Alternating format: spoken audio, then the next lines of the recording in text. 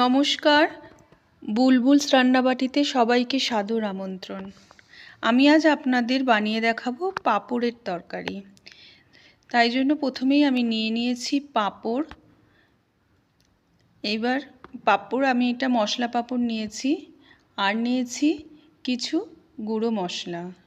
এই গুঁড়ো মশলার মধ্যে রয়েছে হলুদ গুঁড়ো, জিরে গুঁড়ো, আর রয়েছে শুকনো লঙ্কা গুঁড়ো, আর আমি নিয়েছি গোটা জিরে। এছাড়া আমি নিয়েছি 3টে কাঁচা লঙ্কা আর একটা টমেটো, একটা আলু। কাঁচা লঙ্কা আপনারা ইউজ করলে অনেক সময় শুকনো লঙ্কা নাও ইউজ করতে পারেন। শুকনো লঙ্কার গুঁড়ো ইউজ করা অনেকেই ইউজ করতে পছন্দ করেন না, সেহেতু ইউজ করবেন না। আমি খালি নিয়েছি একটু কালার হবে বলে। আর একটু আদা বাটা নিয়ে নিয়েছি 2 চামচ, একটু 2 চামচ আদা বাটা নিয়ে নিয়েছি। হয়তো এতটা ইউজ করতে নাও পারি। এছাড়া এবার আলুটাকে আমি ভালো করে ছুলে নেব। ছুলে ভালো করে ওটাকে ছোট ছোট পিস করে কেটে নেব। বেশি বড় পিস করবেন না, ছোট ছোট পিস করে কেটে নেবেন। তাহলে না হলে বড় পিস করলে সেদ্ধ হতে দেরি হবে, তো তাই জন্য ছোট ছোট পিস করে আমি কেটে নেব। নিয়ে আমি কি করব, আলুটাকে আমি জলে কিছুক্ষণের জন্য ভিজিয়ে রেখে দেব। জলে ভিজিয়ে রাখলে আলুটা ভালো। এরপর আমি টমেটোটাকে কেটে নিয়েছি। এরপর আমি গ্যাসে কড়াই চাপিয়ে দিয়েছি গরম হওয়ার জন্য। এবার তেলটা যখন গরম হবে, এর ভেতরে আমি আমার রেখে দেওয়া যে পাঁপড়গুলো নিয়েছি ওই পাঁপড়গুলোকে ভেজে নেব। আস্তে আস্তে আমি আমার পাঁপড়গুলোকে ভেজে নেব। আমি একটা মশলা পাঁপড় নিয়েছি, আপনারা চাইলে প্লেন পাঁপড়ও নিতে পারেন। আমি প্রায় 8টার মতন পাঁপড় নিয়ে নিয়েছিলাম। এবার এই 8টা পাঁপড় আমি ভালো করে ভেজে আমি একটা থালায় তুলে রাখব। এবার এই পাঁপড়গুলোকে আমি ভালো করে ভেজে নেওয়ার পর আমি এবার এর ভেতরে যে অনেকটা তেল রয়ে গেছে না, এই তেলটা আমি কি করব, একটা বাটিতে আমি তুলে রেখে দেব।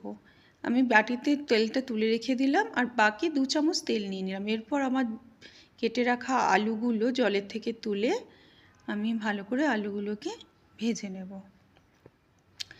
এবার আলুগুলোকে ভালো করে ভাজতে দিয়ে আমি এর ভেতরে সেই তেলেই একটুখানি জিরে গুঁড়ো দিয়ে টমেটো দিয়ে দিয়েছি। দেওয়ার পর আমি আদা বাটা দিয়ে দিলাম। এবার আদা বাটা দিয়ে ওটাকে ভালো করে নেড়ে আমি কী করব, এরপর ভালো করে কেন নাড়তে হবে, কেননা টমেটো আর আদার কাঁচা গন্ধটা যাতে চলে যায়। এখানে আমি আপনাদেরকে বলি যে আমার যদি চ্যানেলটা আপনাদের ভালো লাগে, অবশ্যই আমার রেসিপি যদি ভালো লাগে, অবশ্যই আমাকে সাবস্ক্রাইব আর লাইক করে দেবেন। এরপর আমি কাঁচা লঙ্কাগুলো দিয়ে দিয়েছি, দিয়ে একটু জল দিয়ে দিয়েছি। জল দিলাম কেন, আমার যেগুলো গুঁড়ো মশলাগুলো আছে না, গুঁড়ো মশলাগুলো ডাইরেক্ট আমি গরম তেলে দেবো না, তাহলে জ্বলে যেতে পারে। তাই জন্য আমি একটু জল দিয়ে তার ভেতরে দিলাম। এরপরে আমি ভালো করে কষিয়ে নিলাম।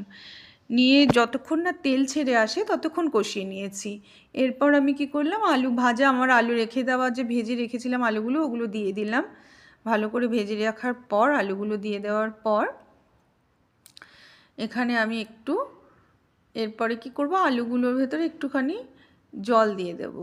জল দিয়ে কি করব, কেন জল না দিলে তো আলুটা সেদ্ধ হবে না। আমি যখন ভেজেছিলাম আমি ভালো করে তো পুরো সফট হয়ে যায়নি না আলুগুলোকে, ওই জন্য ভাজলাম। এবার ভালো করে ভাজে জল দিয়ে ওটাকে সেদ্ধ করার জন্য কিছুক্ষণ আমি 5 মিনিটের জন্য রেখে দেব। আর চাপা দিয়ে রেখে দিয়েছিলাম যে 5 মিনিট ওটা একটুখানি আলুটা সেদ্ধ হয়ে যাবে। এরপর আমি পাঁপড়গুলো দিয়ে দিয়েছি। পাঁপড়গুলো দিয়ে ইতিমধ্যে আমি গ্যাসটা বন্ধ করে দিয়েছিলাম। পাঁপড়গুলো দিয়ে নাড়াচাড়া করে এটা আমি একটা পাত্রে তুলে রেখে দেবো। আর পাঁপড়গুলো দিয়ে একটুখানি রেখে দেবেন, কেননা তাহলে কি পাঁপড়ের গন্ধটা, যেহেতু মশলা পাঁপড় না, সুন্দর গন্ধটা হয়ে যাবে ঝোলের ভেতরে। এরপর আমি এটাকে একটা সুন্দর একটা পাত্রে তুলে রেখে দেব। ধন্যবাদ আমার সাথে থাকার জন্য শেষ পর্যন্ত।